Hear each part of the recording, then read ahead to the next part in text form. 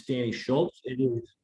It is noon, and as you know, as we typically do, we're going to sit in silence for 30 seconds while the room populates with those of you who are waiting to be admitted. So don't panic. I have it on a timer, and we'll start in a minute.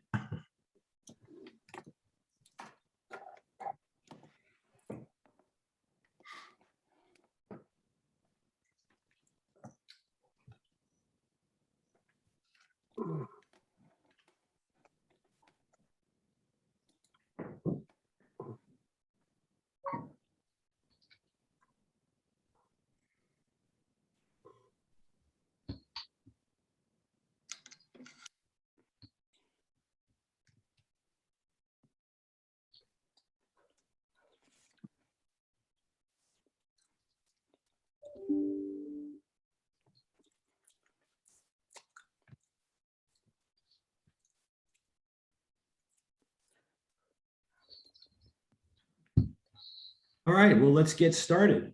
Good afternoon, everyone. Welcome to the Westchester Jewish Council's second Israel Connection Talk of the 2021-22 season. As many of you know, my name is Danny Schultz, and I am very proud to be a board member of WJC and chairperson of our Israel Affairs Committee.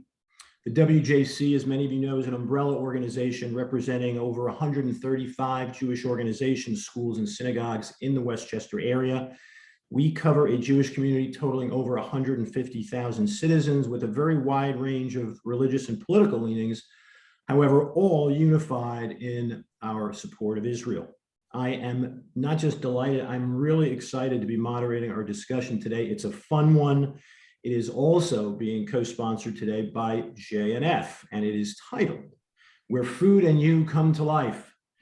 What better topic for lunchtime? I feel like I should be sitting here with hummus and a cucumber. I will be chatting with Nathan Hoffman, the CEO of the Galilee Culinary Institute up in Northern Israel. And joining us as well is Rebecca Zimmelover. Rebecca is the director of JNF Westchester and Southern Connecticut. And JNF is a sponsor and partner of the GCI. And so, Rebecca, the floor is yours.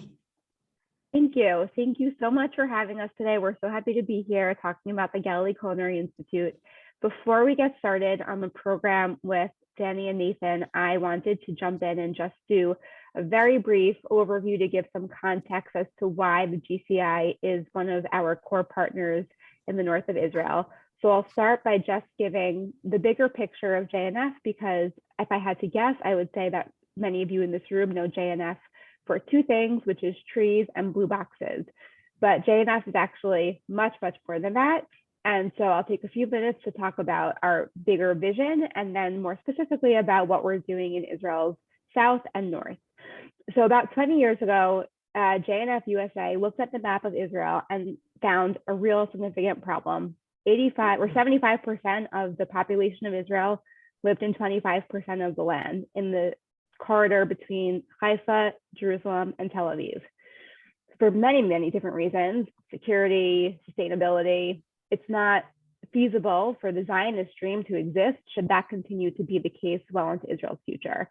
And so we made it our mission at that time to develop the frontier of Israel, the north and the south, and move 500,000 people to Israel's south through our Blueprint Negev initiative, and move 300,000 people to the north through our Go North initiative.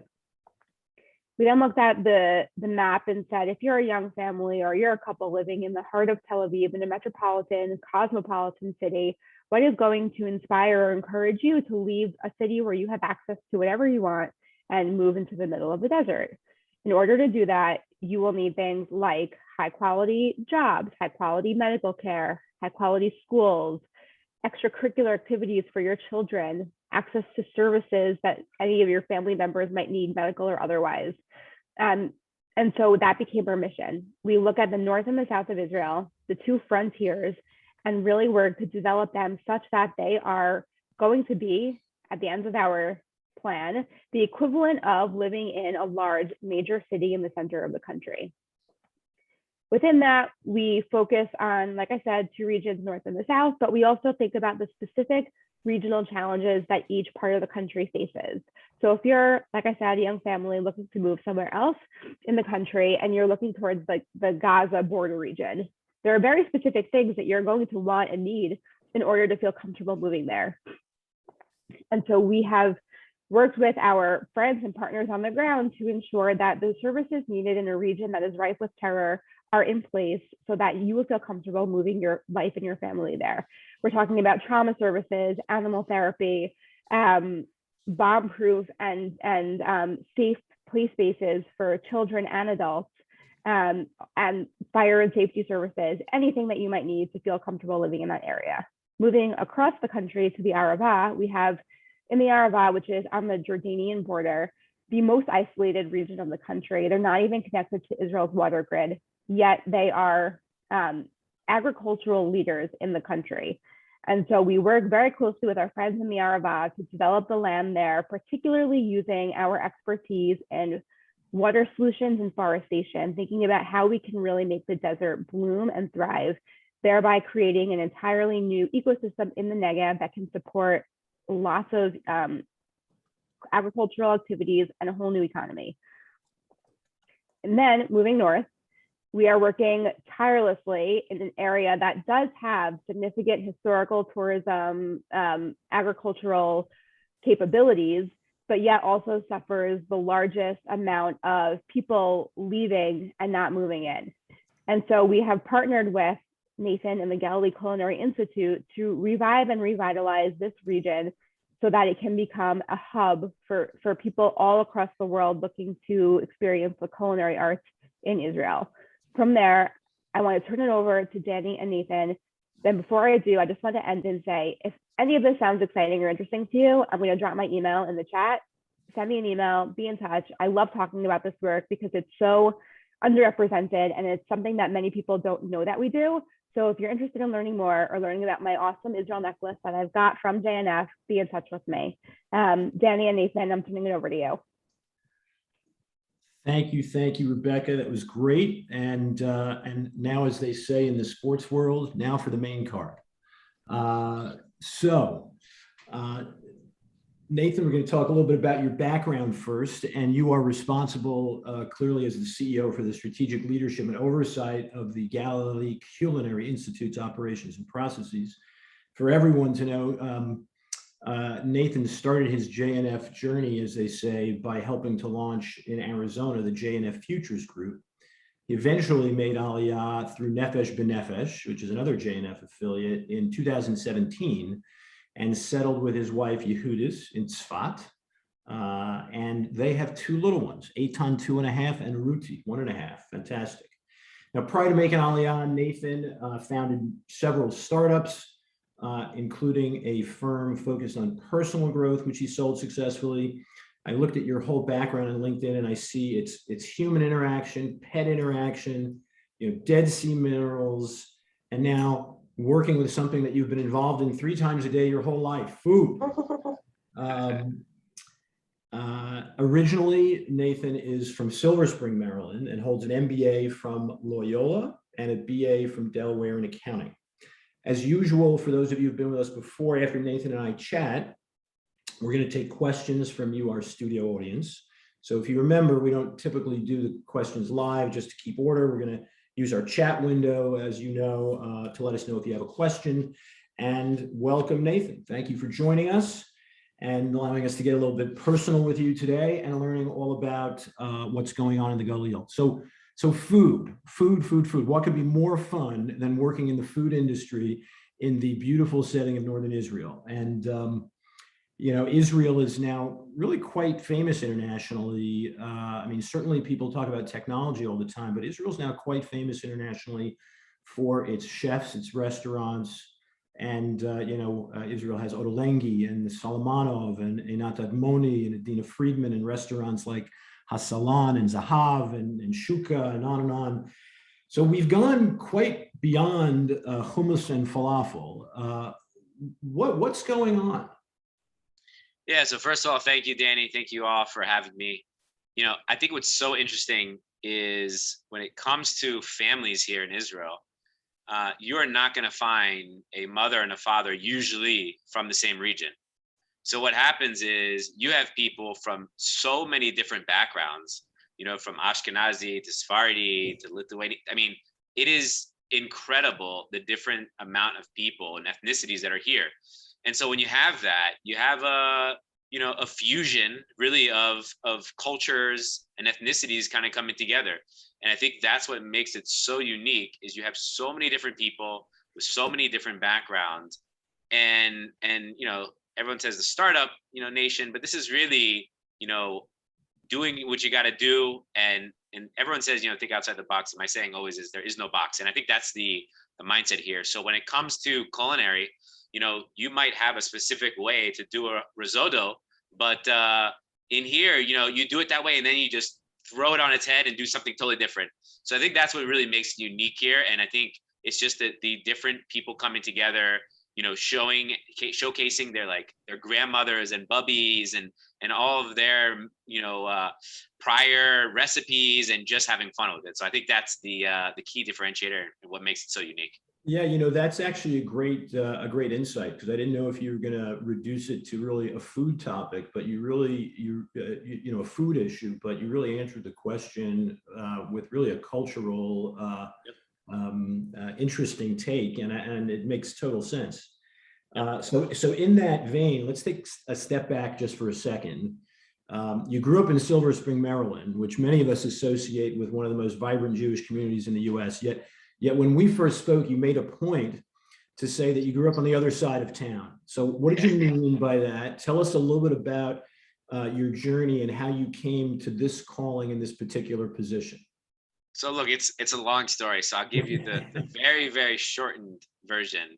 Sure. But basically, look, I grew up in Silver Spring, Maryland. I grew up in a secular, normal neighborhood. I went to public school.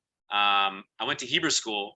But I mean, as everyone knows, going to Hebrew school, when you're forced to do it, when you want to play sports every day with all your friends, is not usually going to influence you to really like Hebrew school too much.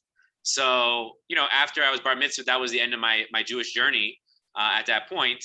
And while we were always taught to be proud of being Jewish, I didn't even know what that meant. I didn't really pay attention to Hebrew school. I actually got kicked out of Hebrew school. But that was after my bar mitzvah. It was a whole, whatever, that's another story. But the point is, I grew up in a regular, traditional, secular community. None of my friends were Jewish, except for the ones that I met at Hebrew school. And so to get to here, it's a long, long story. But I was always big in just personal growth. This is what I was doing before. It's all about just how can I do more? How can I be better? What, and how can I help people do these things as well? And so when I was in Arizona, that's when I met someone who we were talking. He's like, "Oh, do you want to learn a book called the Tanya?" And I was like, "What's that?" He's like, "Oh, it's a personal growth, spiritual book." I was like, "Oh, I'm in. Let's learn." And I started learning, and the rest is history. It took a long time. It took a long time. It took a really long time. I think from the time we started, it took, over a year before I actually observed kind of a Shabbat, kind of. And I went very slowly, but the point is that, it was a long journey here, but I met JNF USA in Arizona, which again, I didn't know much. I didn't know much about Israel, and I started to learn a lot. And then that's where, the excitement started to come. Also, thanks to my wife who wanted to make Aliyah. So, happy wife, happy life. And then everything else is commentary. So.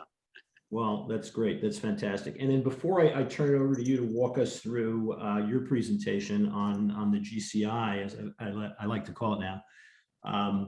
So you and your partner there, Lior, you seem like quite the dynamic duo. I mean, really, truly, in a very complimentary way. I don't know how you get along or not, but how did you meet Lior, and what is he responsible for? Tell a bit about his background for a second, and then we'll just let you go straight into your presentation. Yeah, sure. So Lior and I first spoke on the phone. He's actually out of Manhattan, but he grew up in Kibbutz Dan, and that's 10 minutes from where we're going to be. And he always had a dream of building a culinary institute in the north of Israel. He knew the potential that Israel had. Back in the day, I'm sure those that have visited in the 80s, 90s, culinary was not on the scene in Israel. There was always great food, but it was never like a known thing. And so he had to go to, France, and I think France to study. And so there was nothing here in Israel. And so he made it a mission that said, when he gets the time, he's going to figure it out. how to create a culinary institute in the north of Israel, because that was his home and that's what he really wanted to do. And I've met so many people that went to, for example, like the CIA of America or the Cordon Bleu that are Israeli, and they would love to stay in Israel, but there's nothing there. So we met through actually me meeting Russell Robinson, the CEO of JNF USA, because I met him before in Arizona, and we met up actually at a food tech event. And I said, just look, let me know if you guys are doing anything exciting in the north, entrepreneurial nature, let me know, because my goal to come to Israel was to do something important and help build the north, and that's how it all happened. And then Lior is amazing. He is, first of all, he's just super connected in the community, but he's just a really great guy in general. He's a family man. He's always talking about his two kids. If you look at any of his like social media, he always has things with his kids. Like, just a really great guy. And look, usually for those that do know chefs, I know a lot of chefs. Usually they might have a little bit of an ego, just a little bit of an ego. Not Lior. Lior is he's so amazing to work with. JNF is, working with JNF and Lior has been, I've actually been blown away, because typically when you have like a big JNF jump in something and get involved, and a chef who's very hands-on and wants to do everything, your autonomy and ability to really try to figure out what's needed in the industry usually gets hampered, but thankfully has not been that way. So I've been very blessed, and it's a great team, and we have a lot of exciting things in the future. So fantastic. Yeah, for those of you who don't know, you should check out Lior's bio as well. He is a chef, but he's a particularly his particular expertise is as a spice blender, and so he works with dozens of the top restaurants around the world. It's really fascinating. He's written, he's well known. He's certainly a chef's chef, I would say, and it's a blessing that he's involved in this effort. So we're in your hands. All right. So look, I'll say at the beginning, questions make this fun. So please, guys, whatever questions you have, send them along, because that's what makes this fun. My presentation, it's a presentation, but I'm gonna go through it pretty quickly and leave time for questions, because again, that's where all the so-called magic happens. So Galilee Culinary Institute by JNF USA. And at the end of the day, if you build it, they will come. And I think that's what's so unique about this, is Rebecca talked about, it's really about having a vision and doing things before it becomes popular. And that is how JNF gets involved in projects, either the north and the south. And that is what they're doing, as you heard from Rebecca. And I'll tell you a little bit more about this. So, and first of all, I want to thank you all, because it doesn't matter what you are going to do after this. If anyone, shares the word about what we're doing or anything, sends an email, I don't know where it's going to go, but this doesn't happen without great people who are knowing about the GCI and sharing it and telling the story. So just thank you all for your guys' support, whatever that means in the future. I'm happy to, speak with anyone about the GCI. And this doesn't happen without, the JNF USA and, significant funds from an amazing amount of people. So thank you so much before I even get started. And so, like we talked about briefly, I started with JNF Futures Arizona. This is me kind of at the beginning of the beard, which my mom liked a lot better than my face these days. Made Aliyah in 2017, my wife and I. And at the end of the day, our goal was always just to have an impact in the north of Israel. It was to help build Israel. And so that was what we wanted to do. And, fast forward, I met Russell at a food tech event in Kiryat Shmona, and he told me about the Culinary Institute. We started talking, and the rest is history. So again, this is why I do what I do. That is Eitan and Ruti. They are the cutest kids in the world. Again, I'm a little biased, but they are super cute. You have to admit. But this is why I do what I do for my family and obviously for Israel. And so this is what motivates me on a daily basis. So look, there's a big difference between the pioneers of yesterday and the pioneers of today. The pioneers of yesterday were really digging with shovels, building communities, and just starting Israel as a nation. Today, it's cultured meat. It's eating grasshoppers, using certain technology, and it's really what has happened with the startup nation and the technology that's here. Now moving into food tech and ag tech is quite incredible. We have, I think, 4 out of the top 8 cultured meat companies, meaning they're creating meat from a dish without, animals, which is incredible. So it's really a whole new game. And so where the pioneers of yesterday were really just starting to build a community, and a community for the people in Israel and for people coming to Israel. Now we're really sharing knowledge with the rest of the world. And we really see the GCI as an international program, which I'll tell you about shortly, but it's really about sharing what we do and what we do differently and how it can help impact individuals in the future, whether it's with like water conservation or alternative proteins or ways to conserve and help the environment. So there's a big difference between today and yesterday's pioneers. And this is why I was so excited to make Aliyah and become a part of this new generation. And so, basically this doesn't happen without significant support. Obviously, JNF, this doesn't happen without a JNF. You can't start a culinary institute without significant funds, significant help. And you need a region that's ready for it, which I'll tell you about later. And look, everyone says, why a culinary institute? The reason is you really, whenever you're working in an area, you want to utilize the assets of the region. And for those that know the north of Israel, which is lush in fruits and vegetables, it's, a beautiful area.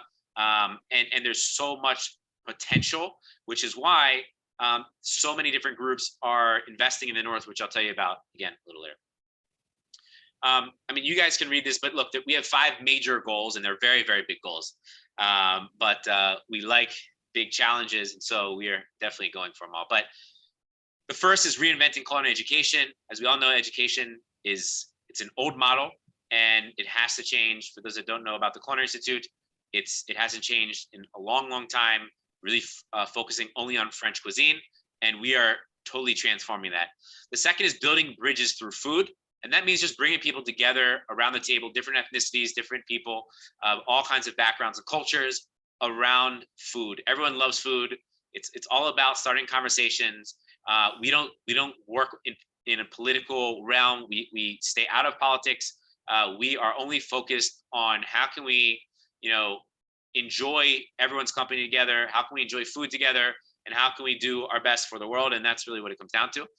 We also obviously want to make this profitable, self-sustaining. We want to make it a destination type business, obviously building the north of Israel.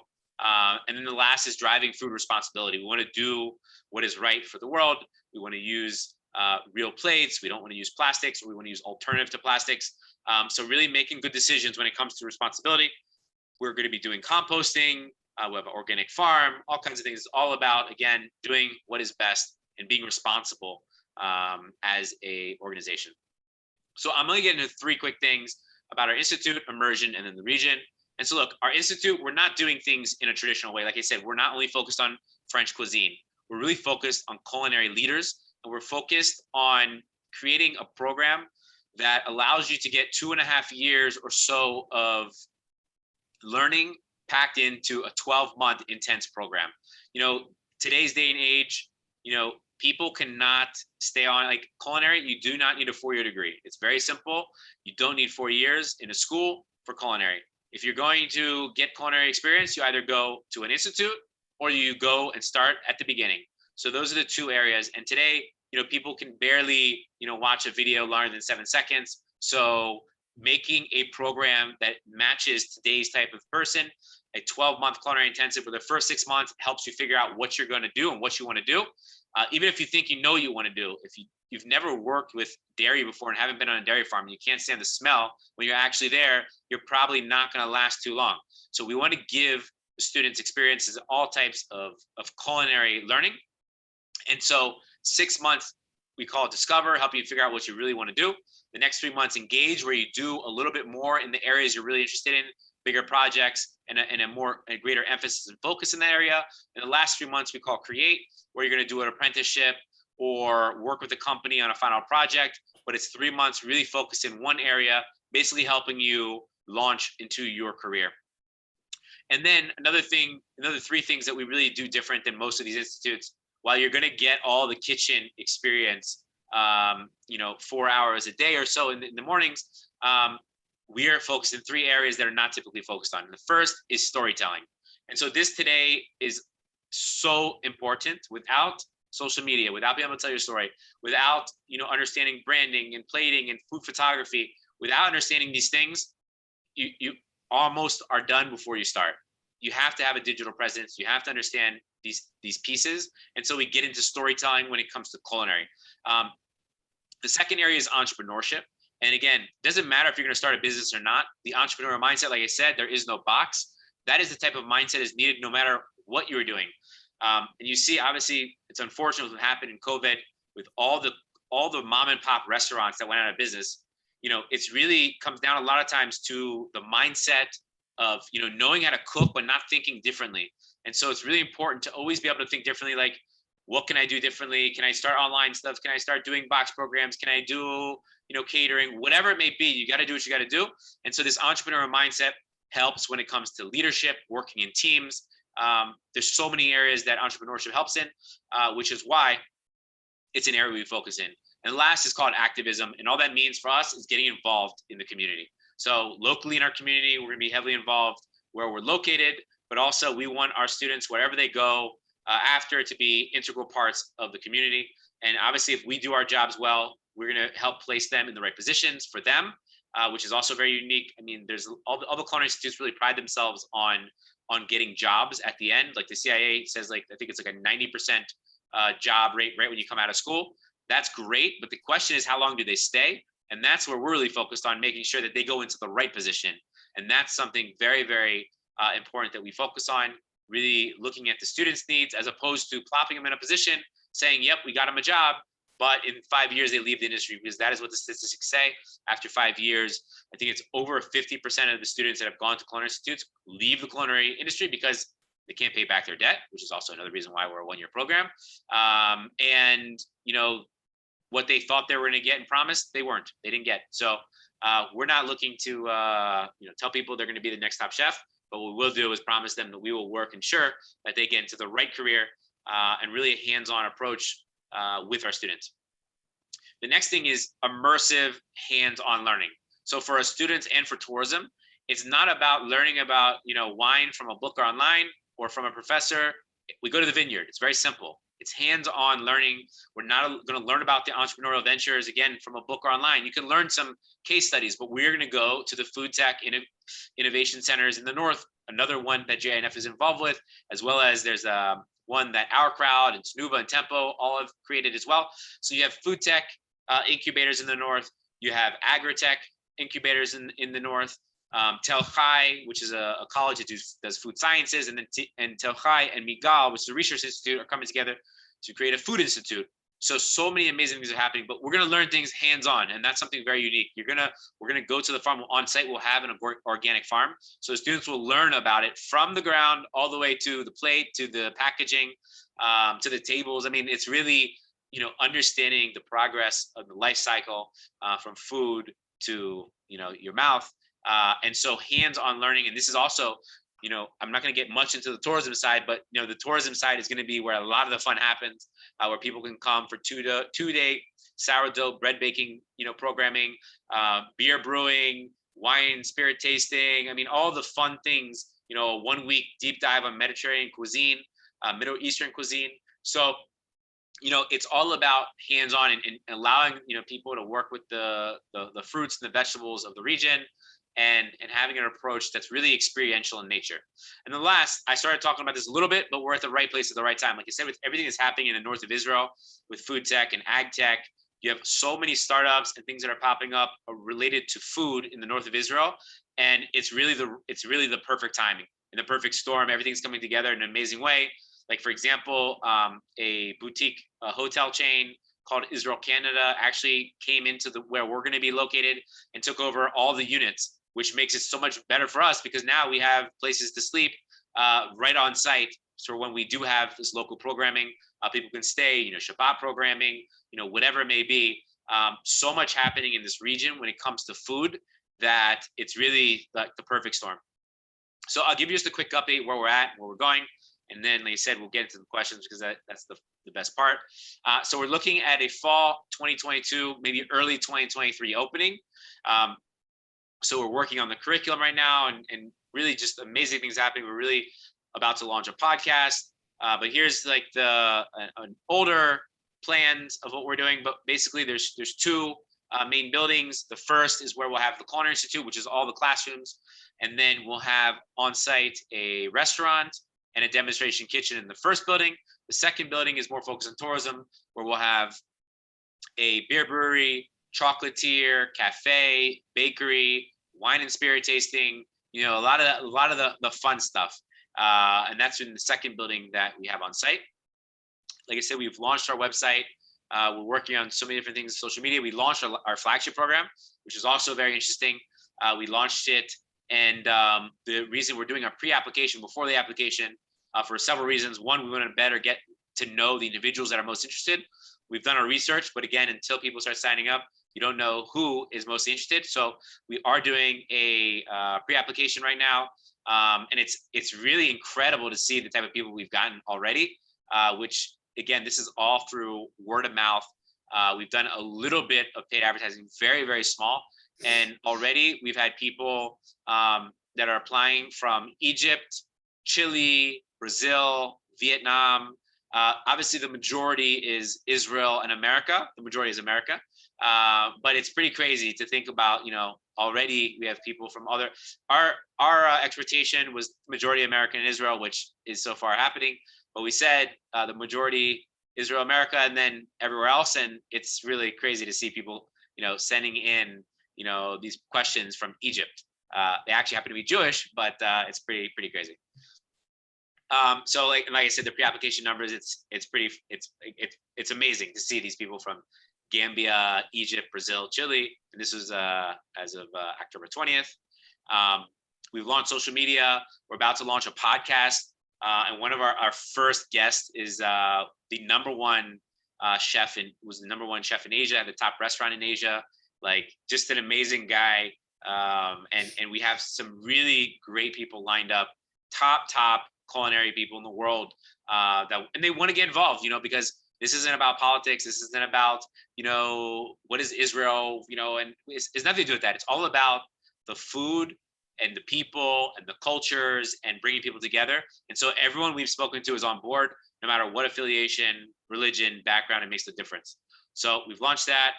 We created a brand identity. We have some great partners that are growing every day. There's not anywhere near all the ones that we are building currently. Some great PR. This is the older version of what it's going to look like. Our newest version is coming out, but the building on the left is the building that will be focused on tourism. A lot of balconies, so you can go enjoy a drink, enjoy coffee out on the balcony, overlooking the Hula Valley, which is absolutely stunning. The building on the right is where we'll have the Culinary Institute, and it's actually an existing building right now, which is we're totally renovating the whole thing. And we're not demolishing it, but we're doing demolition currently. So these are just an older version. They'll be much nicer and coming soon. But just gives you an idea of what we're doing. This is a rendering of the restaurant, which will have, that will cater to parties, and we have, I think, space for 100 people. This is just an example of a demonstration kitchen where we can bring chefs from all over, and showing how they do certain things. And also, because storytelling is such a big piece, we're going to have a full media facility on site, to where we'll be creating content, as I like to say, 24/6, thanks to the Shabbat. But just a unique opportunity for these students to be creating content with us, co-creating content, having their own, pages on YouTube and TikTok and all the things that are social today. This is an example of one of the main kitchens. We also have on site some dorm rooms, which we will be quickly outgrowing, but thankfully we have a partnership with the hotel, and we'll be working with other local kibbutzes in the area, and in Kiryat Shmona, which is also creating a 500 apartment unit complex. So that is all in process. And here's just an example of one of the dorm rooms, and that's it. So I want to get to the fun, which is the questions, and no question is off limits, because I like the tough fun ones. So please, Well, Danny, give me something. That's fantastic. And if you could tell what I'm doing right now, I'm actually crawling through the computer so that I end up on the other side next to you. I'm going to actually quit my job and just sit next to you. We'll take you here. Do all that. So hopefully I can make it through the computer video screen here. It'll happen one day, I think. I'm truly speechless, actually, and very, very excited for what you're doing. I anticipate that, there will be more Ottolenghis and Solomonovs and others coming Yeah, out and of. I didn't even mention Michael Samanov is an ambassador to our first program, meaning he's going to be involved heavily with this first group, and he's going to sign on to do like a once a month with them. He's going to spend a week with them out here in Israel, so he's already signed on to help, and we're working on the lineup as we speak. So Absolutely, absolutely outstanding. So I have a few questions, if that's all sure. right. Please. One just very practical side of this. You have applicants. Can you tell us a little bit about what kind of background are you looking for?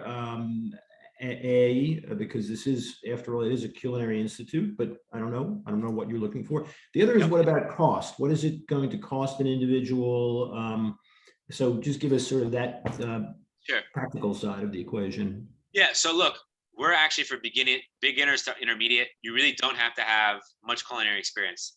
The only issue is if you don't have any culinary experience, you probably have to do more work, in the classroom on a lot of the skill sets. But we're really looking for is the passion. And look, first of all, it's not hard to find the passion in culinary because culinary is a passion like field. But we're doing a lot when it comes to like psychology and making sure it's the right fits, the go-getters. We want the people that are going to make things happen in culinary. They don't have to want to become only a chef. They could want to get into business. They want to get into joining a team with R&D. They could get into whatever they want to go into, which is unique about what we're doing. We're not only focused on chefs, and so it's really about the passion. And so we're seeing this in the applications. Like we just had an applicant where I'm like, okay, she's in. I don't even have to do the application. I don't have to do the interviews because you could tell the passion. She sent a media piece, so it's really, I hope she's not watching, but I didn't say her name. So, but it's a type of person, it's a type of person that really wants to make things happen. They're going to come to all the classes. They're going to do extracurricular work. They're really focused on their career and having an impact in culinary. And so it's a beginner to intermediate. And then when it comes to pricing, look, it's not cheap. In general, it can't be cheap because we work with food every day.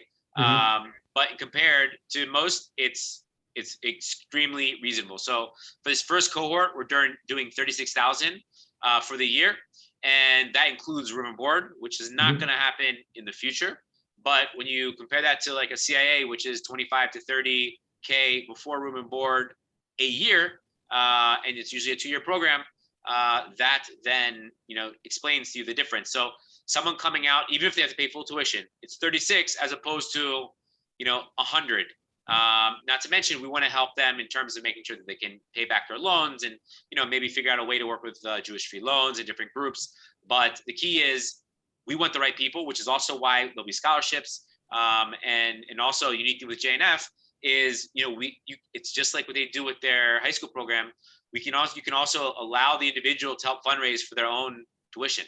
And when it comes to go-getters, they're going to do it. They're going to make it happen. So very, very unique. Those are the type of people and kind of the high level. But in the future, it'll probably be between 36 to 40 a year because we haven't finalized it, plus room and board. All right. Fascinating. And I've got some other questions, but we do have some people posting here. So we're going to go back and forth. And one interesting question coming up here from Marla, thank you, is the logo. And I like the logo. I figured it out, but tell us about the logo.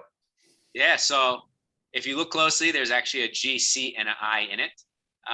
But it took a long time to come up with this. We went through a lot of different iterations, but we wanted to just do it in a unique way that most logos no one really looks at. Like the FedEx logo, you don't realize that they have the triangle in. There's a lot of unique things. So at the end of the day, we just wanted to be thoughtful, which is why it's all very like futuristic and a different perspective and looking at things differently, which is why the GC and I are in different angles and you have it in different ways. But it was a long process, but we loved it aesthetically and thinking about products in the future. And we really wanted the futuristic kind of no box type view, and that's what very feng shui. It's very exactly. And we work with branding. They're like, this is the one that's really out there, and we were like, whoa, we actually did it take in the beginning, went back, like, no, we have to do this one. So it was fun. You go.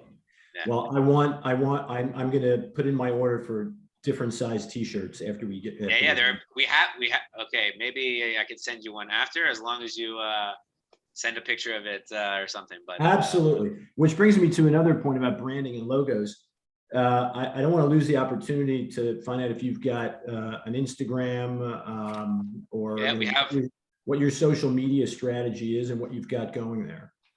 Yeah. So look, at the end of the day, everything is social, and so we've worked with some great people in social. We just started social. We're about a year in, but when I say just started, we really started the basics. But we are ramping up this year. We have a strategy on like 4 different pillars, like focusing on the culture, focusing on education. So we have a whole strategy of how we're going to be posting. But we have all of the handles right now. We have, but we're focused right now on Instagram, and we're moving towards. And what is the TikTok. Instagram? It's Galilee Culinary Institute. The full name, Galilee Culinary. Yep. Okay. And all this is on our website at GalileeCulinary.com or GCI-by-JNF.com. But yeah, all those we're building out, and we're taking huge. We created the whole strategy, and we're actually looking for a team to help us with this, individual and some other people. But we're about to go very, very hard in social. So yeah, I'll tell you, I'm going to make a prediction that I think you're going to find with some of the chefs you've got and the reach that you can have in social media and using Zoom and the like, that you're going to be able to, I think, broadcast and do classes on a remote basis. This is not a business strategy. Yeah, this is not a business strategy session, but I'm happy with my venture capitalist hat on to spend some time with you and tease that out. Please. This is actually, we're thinking of doing a subscription where you can jump into a class at any time. Yeah. So yeah, online is important. No question. So I'm going to toss another question out here, totally different other end of the spectrum, which is, Otto Lange has a Palestinian partner, I believe. Talk a little bit, if you can, if there is such a thing, about is there any partnering? Is there any interest or work being done, with either Israeli Arab citizens or Palestinians who also are I follow some very interesting Palestinian Instagrams and others, and there's a lot of cooking, a lot of great cooking stuff on those. Yeah, no. First of all, we're all on board. Again, this is why when we say bringing people together around the table through food, we mean it. Mm-hmm. We did one of our newsletters. We interviewed an Arab female chef who was like a top contestant of like the Israeli version of MasterChef. She was like in the top 3. She's amazing. Her name's Farah. I forgot her last name, but on our website, under the newsletters, we have all kinds of information. Look, and we also are speaking. We have a potential in the UAE that we're having conversations with as well. So we're open. There's no, like I said, there's no boundaries to this. We want to bring people who love culinary, and the more diverse backgrounds, the better. So yeah, and the unique thing is I saw the comment about kashrut. If you don't mind me jumping in and just mentioning it now, kashrut is also halal, which also makes things unique. And we didn't do kashrut as a marketing thing, because it's not a good marketing technique to say kashrut. No one thinks of kosher food as like, oh my gosh, amazing. Obviously, it'd be hard for me to do this if it wasn't. But what it is inclusive. It's inclusive, and this is why we're doing it, so that you can't say, hey, International Institute, everyone come except for you observant Jews in our own country. So this is why we're doing it. It's inclusive. And to be honest, this was one of my biggest fears, because I wasn't sure. I don't know this. I didn't know this answer until I talked to a lot of chefs. But the question was, is a culinary student who's learning a culinary curriculum with kashrut kind of in the background, is that putting them at a disadvantage? And that was one of my biggest questions before starting this. And every chef I spoke to said, no, not at all. If more, what it does is it helps with creativity, because today you have substitutes and everything. And so not one chef was like, no, it's detrimental to their learning. So I think this is something really, really unique about it. And I was very happy about these answers, because at the beginning, I was a little nervous because, I want the students to get it's all about the student. It's all about, their success and obviously the tourists and their experiences. But it was a big question of mine. And so very unique about that it covers that basis and inclusiveness in terms of the environment. Sure. No, very good point. So tell us a little bit about wine. You haven't touched on wine. There are a number of wineries in the north. I'm very close with Jacob near David from Jezreel, but there are many others.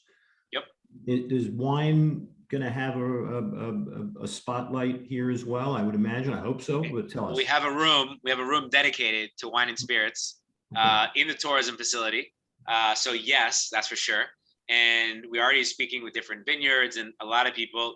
Everyone's interested because, in general, we're not here to take away business. We're here to give business. So a unique thing is for tastings, we can showcase the local talent and then send them there. So instead of going to a vineyard and not enjoying it, you can taste first and then go and then enjoy it. We can give suggestions and give but we're going to be doing pairings. Wine is obviously a huge area which tourists love, and so it's going to be a major focus of our program.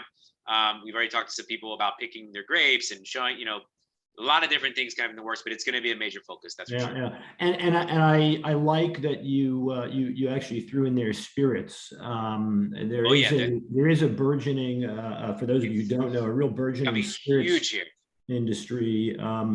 I'm a subscriber.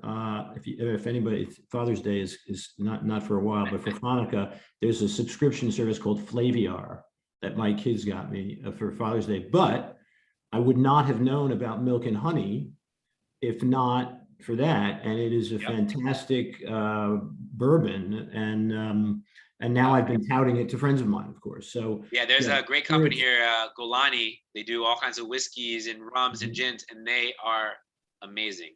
Amazing. Yeah. No, very, very interesting. So let's keep going here. Let's move away from the food itself. You touched in the beginning, and Helene wanted you to tease out a little bit more, but you touched on the faux meat world. I have been in touch with a company out of Israel called Remilk, which you may be aware of. So tell us a little bit about the food and ag tech, underscoring the sort of tech side of that. What's going on, and some of that is a long ways away. You mentioned grasshoppers as well, for example, vis-a-vis protein, and I guess grasshoppers are they kosher? Is that cool? So there's actually, it's very funny that this one company is close to getting an actual certification on this type of grasshopper. So there is a type that's kosher, but it's been unknown until now, and it's very close to being actually kosher. But that being said, what's unique about it is the reason grasshoppers is pretty popular is because in Asia, in a lot of areas, there's not enough protein, and this is a great source of protein, and so it goes all internationally. I don't think many people here are going to be, I don't know if using powdered grasshoppers into their protein shakes today, but you never know. People can be experimental. So yeah.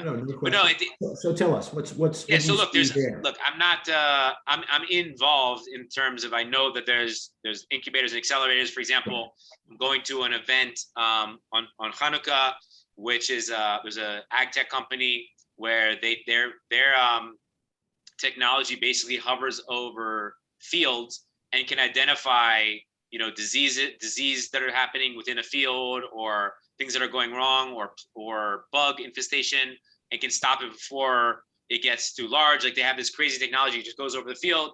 So like there's so much happening here. So there's 2 food tech incubators really within a half an hour, 10 minutes of the institute. There's ag tech, and it's just people are moving to the north because this is where they're focusing food and ag tech in general. And so it's a huge there's just so much happening in this region.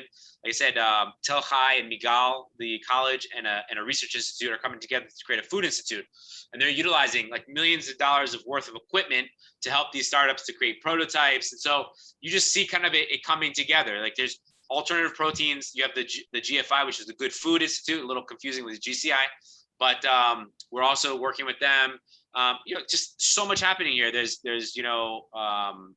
eggless eggs. milkless milk, all these things, alternative proteins, and it's the future. I mean, we obviously know we can't sustain the world through meat, and so there's going to have to be alternatives. And this is also a unique thing for our students, is they're going to be able to work on these things, these innovations that are happening, these new products that have no meat in them, but they need to have them taste like it, and you need to, and so they get to work on these things in real time. So it's also just a unique opportunity for the students. But yeah, I mean, the tech industry, the food tech and ag tech here is just, it's booming, and so that's why we're going to be partnering with the groups, which is why also JNF invested in one. And yeah, it's just exciting because so much happening here. Now we've done wines and spirits. Now also, I mean, no meal's complete without the sweets. So let's talk about chocolates, snacks, candies. Yeah, also, so I mean, you could build a whole institute around that, but I mean, there's a lot to do, and it takes time, and one step at a time. But what's your thinking on that front?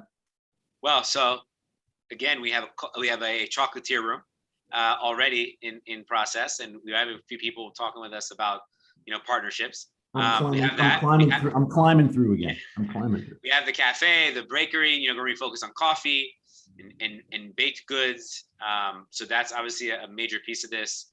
But yeah, it's going to be, and that side is going to be milchik. So we'll have milk and dairy type treats. The restaurant will not be, but today's vegan world, it's very easy to make great tasting vegan desserts, and vegan today is huge. It's huge. And sure. I saw something that said, Israel has the top percentage of vegans per capita. So I read that a couple places, like recently within, the last 2 weeks. So, but it's a big thing. And there's so much here, alternative, cheeses and, without using dairy and, alternatives. So it's huge here, and it's part of the future. So very, very important. And everyone loves sweets. And everyone loves sweets and coffee, so easy. Sure. Now, and what about growing? What about? Is there any discussion around actually doing growing of fruits and vegetables on premise? So we're going to have an organic farm already, so that is in progress. We have an orchard, a herb farm, and a greenhouse slated for the campus. And so, yeah, I mean, the whole point of this is to be experiential in nature. We want to show people where the food comes from, the different techniques, and really give a background behind, because it's so important, the land and how you work with the land. And so, yes, we will be working with that. Where one of our programs we're working on is like, you go pick your produce and come back and build a creation with our team, So again, it's hands-on, learning, from the real thing. And so, you can't learn about the products from a book. That's why it's all about the experience. So we'll have that on site. Yeah. Right. Quite right. Well, we do have a few minutes left. I'm going to encourage everybody who's probably just really hungry right now to ask away. But as I told you when we were preparing for this, I did have a few other questions for you. First of all, do you cook? Are you a cook? No. You don't have to be. No, the unique thing is I do not. I know you eat, but you don't have to cook. I do eat. My wife is an amazing cook, that's for sure. She is incredible. But no, I don't. I barely can cook an egg. But what I believe in is the experience. This is what makes this all work. I mean, we have a huge Shabbat table and a Shabbat experience, and having experiences around food is really a huge passion of mine, and bringing people together and really having long-lasting experiences and conversations. So no, the long answer is no, but my wife is amazing. And if you ever want an amazing Shabbat in Sfat, the invite is always open. All right, that's very kind of you. So what is your own favorite or most memorable, if you have one, Israel experience? So I think it was when my wife and we came to Israel for a wedding. Her brother got married in Jerusalem, and we were up in Tzfat. And as we were leaving, we were driving home in this little gray 2-seater. It was really a 4-seater, but you know how those compact cars are. And my wife looks at me like, we've got to make Aliyah. And I was like, we're driving like, you know, I forgot what road that is. It's like the main road all the way down like towards the desert. It's not 90, but it's the scenic route past Tiberias. I forgot I think Route 1. But we're like in the middle of the desert. She looks at me like, we have to make Aliyah. I was like, there's no way we're making Aliyah. And a year and a half later, we made Aliyah. And it was just that, it was the excitement, you know, that she had that I was like, wow, like I did not have the excitement, but it was like never a thought to do it. And when we started talking about it and we started to really look at the opportunity of building a new Israel in the North, that's when like it all kind of came together. And that's what really drives us is, you know, is having an impact where we are. Like in Spot, like everyone knows us, everyone knows our family because we host these huge Shabbats, and there's only like a handful of families that have these big Shabbats. So, you know, that's what when we say have an impact, it's whatever we do. And so, you know, we have people from all over the world come into our house. And the same thing we want with the Institute. It's really just creating these lasting experiences and really building the North of Israel and building Israel. And this is why JNF's doing it. And so that's why we want to pioneer, and that's why we're doing it. So beautiful. Kol kavod, kol kavod. There is a question I don't want to leave out. We do have a few more minutes. Is there going to be a focus also on hospitality? Most definitely. First of all, it's not hard to be at the top of the service levels when it comes to Israel. No, sorry, Israelis, but hospitality is actually service. I call it service, but is basically part of all of our core values. It's weaved in. It's actually, we have like this whole strategic plan where on the side, where all of our core values on the side is that interweaves all of it is service. And so to have a lasting experience, you need to have that kind of hospitality. We really want to blow, you know, it out of the water when it comes to people's experiences and really, you know, when they leave saying, wow, I can't believe that meal, or I can't believe that curriculum, that program, or whatever it is. And so service is one of the most important things. Is also why even with our students, we have a WhatsApp group. We have a WhatsApp number for students. We're literally trying to be in contact with them to go through any questions they have and really make sure that the process is seamless, and we take care of our students, and then we take care of all the people that come through the GCI. And so it's a huge impact. So what? That's great. So in our remaining moments, I always ask all of our guests, you know, if you had, you know, any 3 things to do to energize Jews about Israel and Zionism, particularly in today when so much is under siege, what might those be? Do you have something that you? So an easy one is food. I mean, the food here is amazing. So that's easy. Everyone that knows that goes on any program knows the food here is amazing. The second is, I think the innovation and the mindset, like I was saying, the no box, you know, thought process. I think it's exciting. I mean, anyone that gets into entrepreneurial work and gets into these teams and gets into the energy, it's addictive. And to know that you're really impacting and innovating and really helping Israel not only be on like the Israel map, but the world map is exciting. And I think those are the 2 biggest things.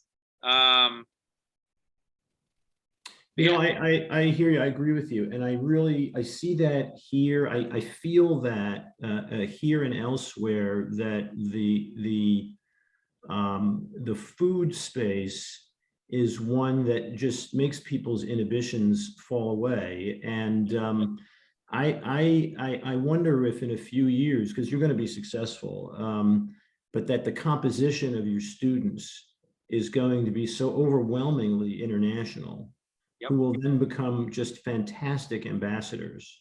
Agreed. As they go back out into their homes and into the world. I'm very excited for you. Thank you. Appreciate it. And with that, kol hakavod, toda rabah, and we thank all of you, Nathan, you, and the GCI, and Rebecca, JNF. If anyone send me an email or anything, it's nhoffman@GCI by JNF.com. But love to hear from you. So So with that, we're going to wrap things up. Thank you all for joining. Be on the lookout for our next in our Israel Connection series, and enjoy the week. Thanks, Danny. Thanks, everyone. Nathan, could you put your email in the chat window? Yeah, do it right now. Thank you. There you go.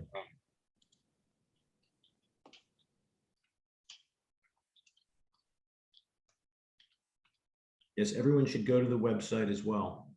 I'll keep the meeting open for another minute so you can see Nathan's email address.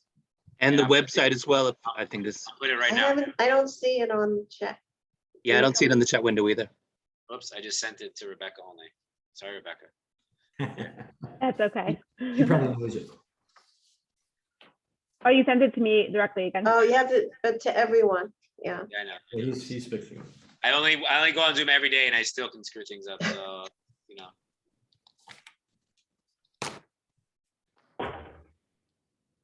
Next time you'll come on and you'll talk about Spot.